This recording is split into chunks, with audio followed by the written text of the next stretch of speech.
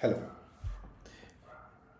इस वीडियो का मकसद है कि लॉ ऑफ द लैंड को समझा जाए one at a time. Like because हर एक इंसान को ज़रूरी है कि वो ये समझाने की लॉ ऑफ द लैंड क्या है, जिससे कि वो अपने लाइफ में किसी भी टाइम पे उसको सही से इस्तेमाल कर सके। कहा नहीं जाता है किसी भी देश की सक्सेस के पीछे एक जागरूक नागरिक होता है, and law is very important element of it. That's the motive of this video. तो आज का टॉपिक ये है क्या मेंस्ट्रुआ क्राइम के लिए ज़रूरी है। तो मेंस्ट्रुआ के तो क्राइम के लिए generally, just giving the background before jumping to the topic, किसी भी क्राइम के लिए दो इंपॉर्टेंट एस्पेक्ट होते हैं, acts Reis and मेंस्ट्रुआ। Acts Reis मतलब ये होता है कि गिल्टी एक्ट किया गया हो या फिर ओमिशन हुआ हो। मेंस्ट्रुआ की गिल्टी माइंड हो। अगर इसमें से जनरली कहा जाता है कि अगर मेंस्ट्रुआ अवेलेबल नहीं है तो उसे क्राइम माना नहीं जाता, क्योंकि दो मेन एलिमेंट हैं। इसीलिए आपने सुना होगा कि अगर कोई इंसान मेंटली फिट नहीं है तो उसको पनिशमेंट नहीं दी जाती है, उसको जो है उसके हिसाब से रिहैबिलिटेशन सेंटर भेजा जाता है। इसी चीज़ को मद्देनजर रखते हुए और भी बहुत सारे सिनेरियोज जिसमें किसके मेंस्ट्रुआ नहीं हो सकता। ये इंटरेस्टिंग केस है, state of Himachal Pradesh versus Chaman Lal का केस है। इसमें हुआ क्या था कि Chaman Lal and his wife they were married. Marriage के बाद उनके बीच में लड़ाई झगड़ा स्टार्ट हो गया था।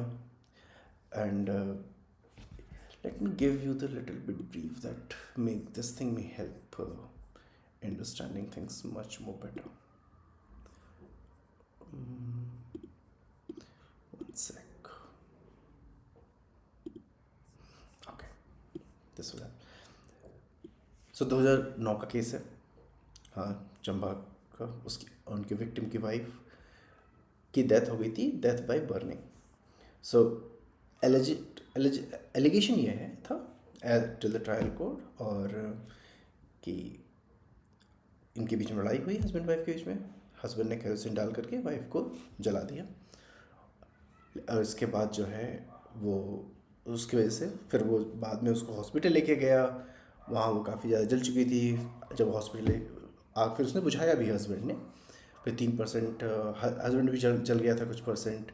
सो लेकिन ट्रायल कोर्ट ने उसको कन्विक्ट माना कि भाई husband is responsible. Reason being कि वाइफ ने अपने डेथ डिक्लेरेशन में भी ये बात बोली थी, बट हाई कोर्ट ने उसको एक्यूट कर दिया था, giving the benefit of doubt. High court ने छोड़ दिया। हाई कोर्ट का ऐसा कहना था कि डाइंग डिक्लेरेशन जो है विदाउट मेंस्ट्रुआ प्रूफ कुछ हो नहीं रहा है, because husband take the plea की जो डेथ है वो उसका उसने खुद से अपने ऊपर आग लगा ली थी। So a new story which husband told.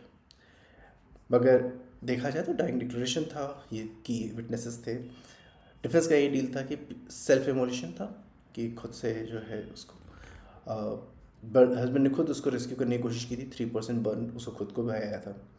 And alibi hostile होना is very common thing.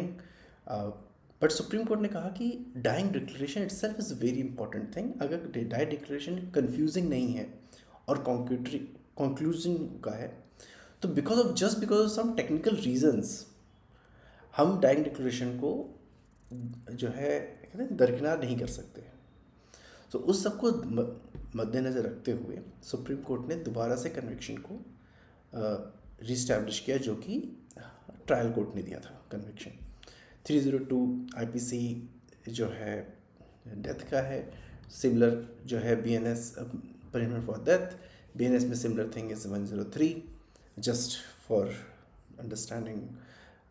And final appeal generally supreme court जो है जिस केस में कन्विक्शन हो जाता है उसमें इंटरवीन नहीं करती है, बट इस केस में सुप्रीम कोर्ट ने इंटरवीन किया।